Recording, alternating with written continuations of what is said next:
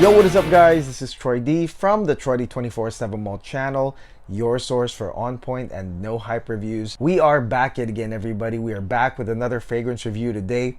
And this one right here, guys, this fragrance I will be reviewing today, I'm pretty excited to talk about this fragrance because this fragrance is going to be all about James Bond, okay? The iconic spy James Bond 007. I don't know if you've heard about this fragrance, guys, but the moment I found out about this fragrance, I got pretty excited and I purchased myself an official sample. So today I will be breaking down this scent for you guys and I will describe it for those of you that are going to be pretty excited or curious about this fragrance and who are fans of 007. Let's go talk about this today. Now, before I continue, please do not forget to like and subscribe, guys, okay? Liking, subscribing, and watching the ads is a great big deal to this channel. We are headed to 14,000 subscribers, so please continue to support by just liking and subscribing if you've already done so. Thank you so much for your support. And the fragrance that we will be talking about today is none other than Floris London's 007. Yes, Floris London's 007 right here, guys. And Floris London is a very established, long-standing British perfume house, guys. I mean, they've been around since the 1700s. This is a fragrance house that actually has a royal decree. So they have made fragrances for the royal family of the United Kingdom, but they've also made fragrances that are about the royal family. So they recently made a jubilee fragrance to celebrate the jubilee of the late Queen Elizabeth, guys. If you have a British company that is a long-standing, old-school, really established company that has made fragrances for royals and about royals, then making one, getting the license probably, or making one to commemorate 60 years of James Bond should be a piece of cake. I mean, James Bond is an iconic character, but at the same time, he's also a fictional character. So he's not like a royal or anything. But I'm really glad that a company like Floris London is actually the one that is making the 007 perfume. Now, before getting this fragrance in the mail, guys, I had some expectations about this fragrance, and I'm sure for a lot of y'all that are James Bond fans, you probably also have an imagination of what this fragrance could possibly be. Now, number one, the thing that I expected was that this fragrance wouldn't be that different, okay? That it wouldn't be totally different, like a mind-blowingly different type of fragrance. I didn't expect that because to me, the idea of James Bond and his characteristics, his manliness, his seductive nature, the suits that he wears, this is a common thought that we all have in our minds, guys. And so for this fragrance to me, for this fragrance to be successful, it has to be something that we also share, just like our idea of James Bond. So I really didn't expect something totally different. And when I got this fragrance, I was pretty surprised actually with what I got. So before I continue this review, let's go spray this thing right now and let's get on with it.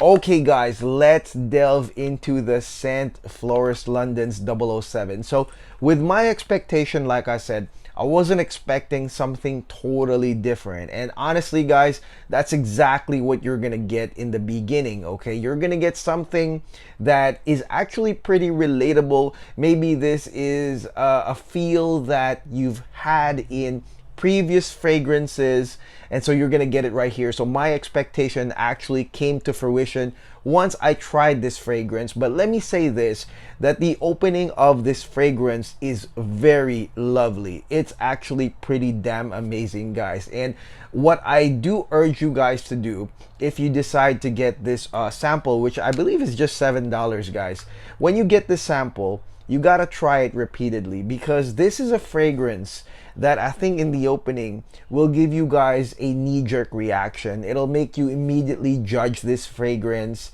and I think to me you should try this over and over. You got to try it at least 3 or 4 times to really get a feel of this opening, which is, to me, like I said, really lovely. Right in the opening, you are going to get the notes of bergamot, sweet orange, juniper, and geranium, guys. Okay, so this is a lovely combination. My first impression when I smelled this really was that it smelled kind of like a creed. If you like creed fragrances, like, it's very similar. I mean, it's got your citrus bergamot, aromatic type of feel that you get in some Creed fragrances, guys. Actually, the funny thing is, a few days later, I found out that some people that were trying this were already comparing this to Creed Viking. Now, Creed Viking does not smell like this, but the overall feel is pretty similar as well. So if you like Viking, definitely this is something to try out. Now let me go into the scent development, guys. So right here in the intro, you're gonna get bergamot. I mean, that's kind of expected. Some uplifting bergamot citrus right there. And the thing I like, though, the thing that I really like about this opening, which is, again, maybe you can make some comparisons to Creed Viking, is the spicy geranium. The spicy geranium part right here at the core of this opening is actually what makes it different. So you're gonna get this fresh spicy intro with your bergamot initially and your juniper, which is actually a big important note right here. You have this piney, fresh green juniper that, you know, when mixed with the bergamot, again, what did I tell you? You're gonna get something that maybe you already have tried before. It's something that we can all relate to, a fresh green bergamot intro, guys, with some piney juniper. But the thing is, at the core of it, and it's kind of like a 50-50 balance, is going to be your spicy geranium. And this eventually goes into rose, guys. But to me, the spicy geranium part denotes that seductive nature of Bond. So like I said, that bergamot juniper is something we all share. Maybe this is that fresh, manly feel that, you know, if you love Creed, it's something that you know already. But with the addition of that spicy geranium, like I said, now you have kind of like the seductive properties of characteristics of Bond right there. And it makes me think about, you know, the Bond that goes into the party, seduces the lady or seduces the boss lady or one of his co-stars. But basically, that is what that spicy geranium does. And it does eventually set you up for the rose with this fragrance, but it is at the core of this fresh piney bergamot intro right here. Now, the sweet orange does come in when the bergamot gives way. The sweet orange does set up the curve for this fragrance, but again, it is balanced though with that very fresh piney smell of that juniper right here. Now, headed into the mid, guys, the bridge note of this fragrance is carnation, and carnation is a spicy floral. So I don't know if carnation actually comes up early and lends that spiciness to that geranium early on into the fragrance, but it is a spicy floral. It's a nice bridge into the mid. Again, this fragrance curves, and of course, rose is a continuation note from the geranium, guys. It's a beautiful, seductive, lovely rose, which also denotes, like I said, that seductive nature of Bond. So it does continue in the rose. Now, on paper, you're probably gonna be like, well, this is not really Bond because now it's gone all floral and stuff. Well, the thing is, guys, you are gonna get rosemary in the mid, which is basically a continuum note from the juniper. So the piney green juniper continues on into the mid, and then the rosemary with its minty green profile takes over in the mid. And it's still gonna be a 50-50 where you have that seductive floral part. You're still gonna get the spiciness continue on, and then now though you are going to get that minty green rosemary to really balance it out and still continue giving you guys that green minty feel right here of the mid. Now for me guys, this is basically the most notable part of this fragrance, and it really does give you James Bond feels because it is a fragrance that we can all relate to with its fresh spicy edge, but also it does have romantic sensual aspects from the geranium, the rose, and the carnation that really makes us, you know, feel those seducer type of vibes right there. So it's fresh, spicy, manly, swashbuckling for the brave type of guy that feels confident, but then at the same time that can turn into a seducer just like that at any elegant party, guys. Okay, so very James Bond. I'm gonna say they hit the mark right here, start to mid, and actually headed into the dry down. It's still more of the same, believe it or not, guys. I mean, it is a curve. It starts from that orange curving into the florals, into the rose, and then now you've got your amber musk type of ending, but yet again, it's not your full-on amber musk ending because you've got oak moss. So that is what you'll notice with this fragrance. It's like a 50-50 of these curved notes, but then at the same time balanced by these green notes. So you'll see that stacked up from start to finish, from juniper all the way to rosemary, and then oak moss in the end right here on the dry down. It's going to be oak moss, amber, musk right here in the dry down. So it's pretty balanced. It's a continuum of the same feels, guys. That is what you will get. But the thing is, the one gripe that I have with this fragrance, and man, I've discussed this a million times before, is the performance. That's the thing about this fragrance right here. So the opening to mid part, the most notable parts right here, starts off real nice with a sillage. It's the right amount actually. It's not too much, but it's enough for the wearer to feel like James Bond, and then at the same time,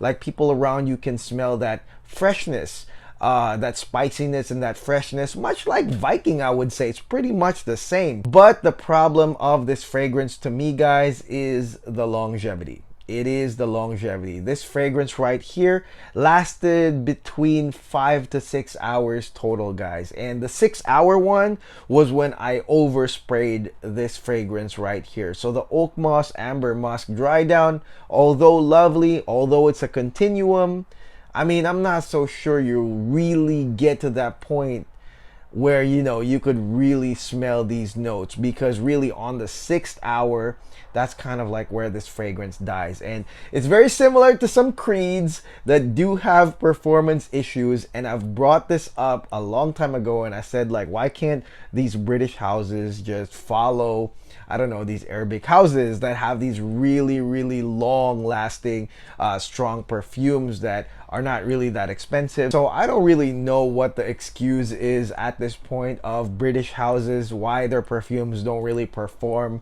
as they should nowadays. I mean, maybe it's the cost of production, maybe the ingredients are expensive, these notes that they're purchasing, maybe they're like super high quality that they're spending so much, or they could also be paying these huge licensing fees to make a 007 perfume, a James Bond perfume. I don't really know, but shoot, this is a really good fragrance, and you know, I wish it lasted longer. I wish that it performed longer or stronger even, because I think just like Viking, like I'm a big fan of Viking, this has a lot of stuff that I think all men can relate to in terms of fragrance, but it does have a beautiful, spicy, seductive edge to it, guys. Okay, so what kind of guy doesn't want that, right? So to have something fresh, spicy to warm, spicy to seductive floral is a beautiful, beautiful combination. So that's really the only thing I don't like about this fragrance. I mean, it does have a strong sillage in the beginning. That's kind of expected with any fragrance, but as the fragrance continues on, it does weaken, and at the 5th hour mark, it's pretty much a skin scent, guys, and by the 6th, it's kind of gone. So I wish that this could have lasted longer. Now, the thing about this fragrance though, I don't know why the pricing is different, but at Neiman Marcus here in the States, it's like 300 bucks for 100 ml. But if you go to the Selfridges website, it's actually 200 bucks for 100 ml. So pricing wise, $200 is okay. 300 is a no for me, but $200 for 100 ml is okay for you to really drown yourself in this 007 perfume. But overall, the fragrance itself, I like it. It's a very balanced perfume that, again, on paper will probably get you wondering how the heck carnation and rose comes into play, but do not forget that the green balances everything out. And so this is a lovely fragrance to me. It's a winner for me, guys, but again, the performance. So you must get a bottle and probably overspray with this whole deal, guys. Okay, and this is definitely usable in almost any manly instance. This is a versatile perfume that can be worn in the spring all the way into the winter and maybe even the summer, guys, because it still has those fresh green components, guys. And what I like about this is that this is a casual British fragrance that has some formality to it. So much like, I don't know, some Clive Christian perfumes. And I did review Regio the other day, which also has carnation. You can wear this outdoors in any casual instance, but this can also morph into a semi-formal to formal scent thanks to the geranium, the rose, the florals, guys. This can be worn while you're wearing a suit, much like James Bond does. All right, so that is it. That is my review on Floris London's 007 perfume. Again, this one right here, this fragrance celebrates 60 years of the James Bond franchise, the film franchise. Let me know in the comments below what y'all think of this fragrance. For those that have tried it, or if you own a full bottle of this, let me know what you think of this fragrance. But again, guys, my expectations were fulfilled. This is a fragrance we can all relate to, but with some minor twists, guys. So I really had some expectations. They were all fulfilled with this fragrance. Let me know if you've tried it. What are your opinions on this fragrance? And again, please do not forget to like and subscribe. Let me know what kind of other Floris London fragrances should I try. This is the first that I've tried. I have not tried anything else. Let me know in the comments below what should I try from this house right here. And again, please do not forget to like and subscribe. I'll see you guys on the next video. God bless. Take care. Peace.